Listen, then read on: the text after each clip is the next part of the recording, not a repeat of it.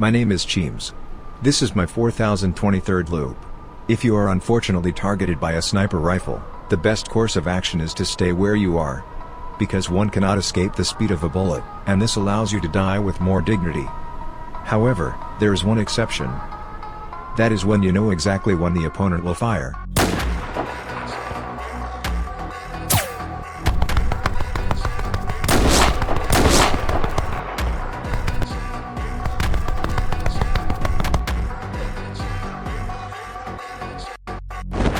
Don't team move. IV already locked onto your position. If you dare to come out, you're dead. You won't hit me. How did you manage to dodge my sniper shot?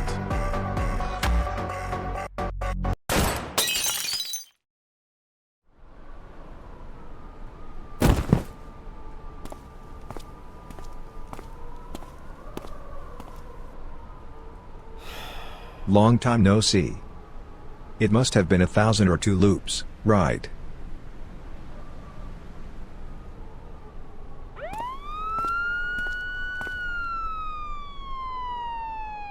What a hassle.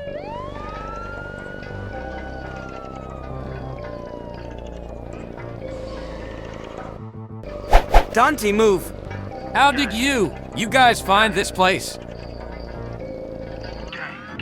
Thank you for the information that helped us capture this fugitive, Mr. Cheems. The police department's reward will be deposited into your account within a month. You're welcome, officer. I've already gotten what I wanted. Although we won't inquire about the source of the information, I personally am really curious. How did you know he was hiding there? Well, just a bit of luck. Luck. See you next loop, officer. Loop? This lead is completed, but this information doesn't seem useful for now. Forget it, let's move on to the next one and investigate further. The first time I saw him was on my 527th loop. My condition was much better than when I started, because I finally realized the fun of the loop. Everything is repetitive and fixed, so as long as I loop a few more times and gather enough information, I can do everything. This feeling, similar to solving a puzzle, was very delightful to me, but soon I realized that things seemed not to be that simple. What is going on? In the past loops, sudden deaths were not uncommon. And I was so surprised because I've been down that road many times, and there has never been a sniper incident at this point in any of the loops. I quickly became interested in this event, so the next day, I went to the same spot at the same time, but this time no one sniped at me. So it was then that I realized. It's very likely because I did something special in a previous loop, that led to the sniper attack. But I couldn't for the life of me figure out what it was. Thus, I decided to use a brute force method. That is, to repeat everything I did on the day I got sniped. I don't do it for the money, I just do it for your ears. One by one they keep it running. Slip up a trip and you're dead. Reproducing it exactly was not an easy task, but I eventually managed to do it. And after that, there was a long battle ahead. Since I didn't know what I did to cause his appearance, I could only repeat the initial loop and had no way to get useful equipment. Thus, I ended up fighting him continuously for over 30 times.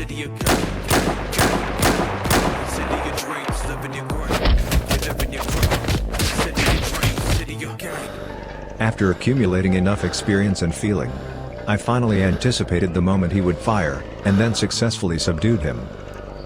So, next, we can finally find out the answer. It took me quite a bit of effort to interrogate him. Since the shooting location was close to the police station, the police would check out the situation in just a few minutes. So, I specifically moved him to a remote corner. He was not a pushover, and conventional methods couldn't get him to talk. Plus, this victory was hard-earned, and defeating him again would take a lot of effort. So, I resorted to slightly more violent interrogation methods. After the interrogation, I spent the next few loops cross-verifying his statements, approaching him with different identities. Ultimately, I pieced together the truth behind the sniper attack. His name is Mose, a highly skilled mercenary. He was cornered by a ruining his life. So he used his last savings to buy a sniper rifle, preparing to randomly snipe passers-by as a form of revenge against society. But he hadn't made up his mind completely. The last vestiges of humanity within him were still battling with anger and pain. At this moment, like the straw that breaks the camel's back, anything could tip his sanity over the edge. On the morning of the 527th loop, I had gone to a newsstand to buy lottery tickets. It was a habit I developed starting from the 162nd loop. If I need to kill time during each loop, I would go to the nearby newsstand to find lottery tickets that could win prizes. This way, in future loops, I could obtain a large sum of money in a very short time. In that loop, I had checked half of the lottery tickets and found one that could win 50,000 yuan. The person who bought the next lottery ticket after me would, due to the change in the order of the tickets, win a small prize of 100 yuan. Because of this 100 yuan, he bought an extra meal at the breakfast shop. This way, he would have to wait for an additional traffic light before reaching the company. And while waiting at the traffic light, a wandering beggar would ask him for money. He casually gave the remaining change to the beggar. And it was precisely because of this act of begging, it caused the beggar to be 20 seconds late in reaching the next intersection, and it also led to him missing a passerby. Mose. I'm not sure why the beggar's interaction would affect Mose's thoughts. But in any case, if the beggar had seen Mose and asked him for money, even though Mose wouldn't give him any, he would ultimately and inexplicably abandon his plan to kill. On the contrary, if they didn't meet, Mose would definitely go up to that rooftop. I tested this in a few loops, and the result was always the same. And it was from this incident that I first recognized the butterfly effect.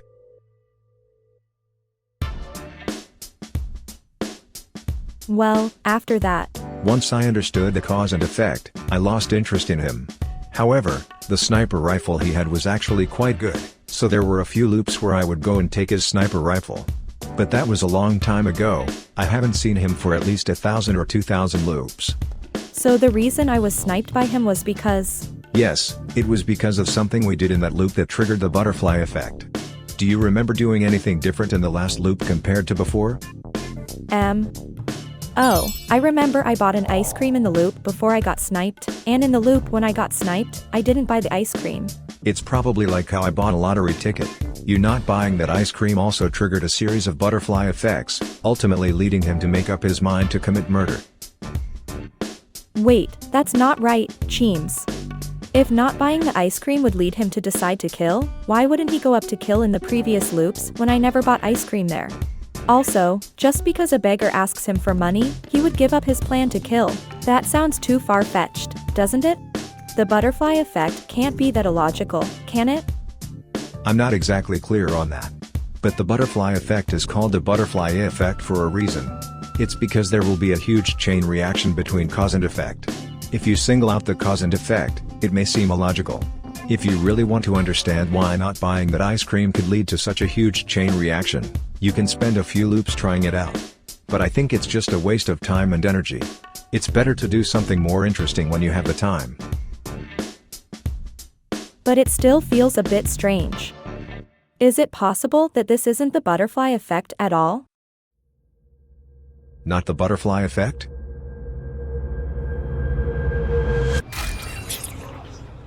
Not the butterfly effect. Cheems? Cheems. Oh, I'm fine. In any case, if you're really curious about this issue, you can try looping a few more times later. Let's take this opportunity to unlock that box.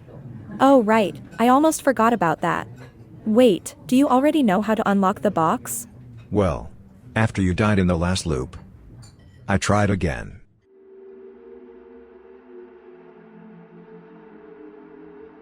Lucy, you asked me before why we didn't tie up that mercenary. Now I'll answer you, because I need to confirm whether what he said is true. I don't quite understand.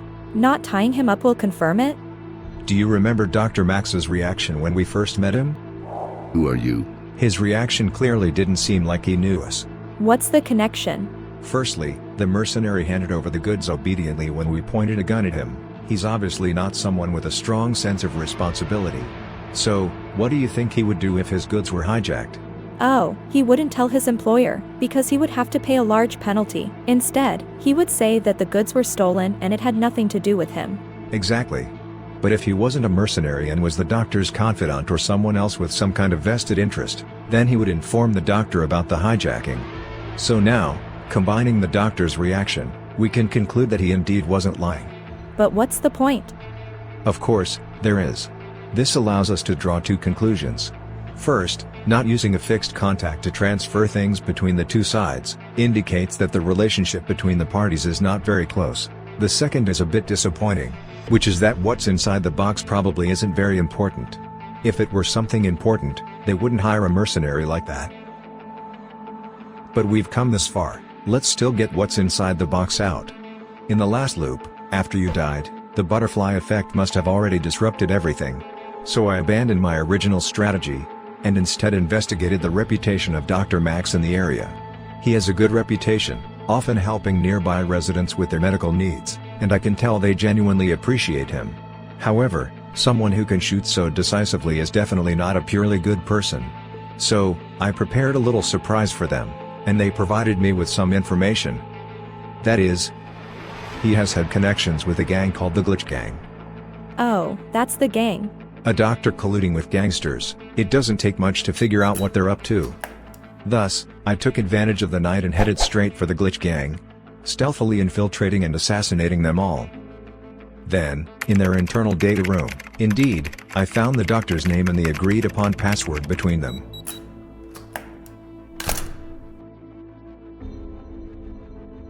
These are? The physical data of local residents.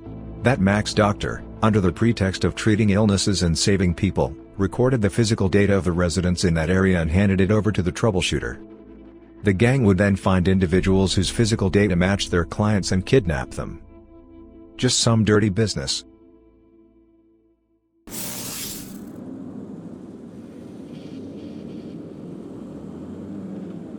This job didn't yield any useful information. I was hoping there would be cash in that box, so we could have a quick way to get some cash.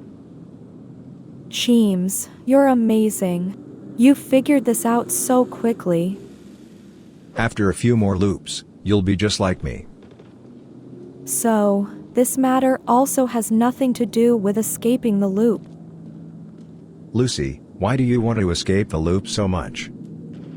Well, it's okay if you don't want to say. But no matter what, only by understanding everything that happens in the loop can we possibly escape it, right? If you keep feeling down, you might never escape the loop.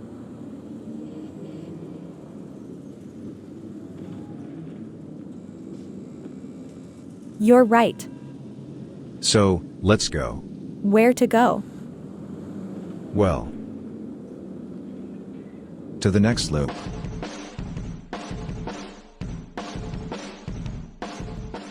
After that, we spent loop after loop together. In my past 4,000 loops, I never had someone with whom I could truly open up and chat. Even though the loop itself brought me endless fun, there were always nights filled with unbearable loneliness. But she appeared so suddenly. We are both loopers, able to understand each other's pain and joy, sorrow and happiness. I suddenly found that every day of life was so joyful. Like a beautiful dream from which one would never want to wake up. She remains fixated on escaping the loop, and I do my best to offer her advice and strategies. But deep down, I know we cannot escape the loop. I just want her to gradually face the reality, and then one day, time will wash away everything. And she can live happily in the loop like me.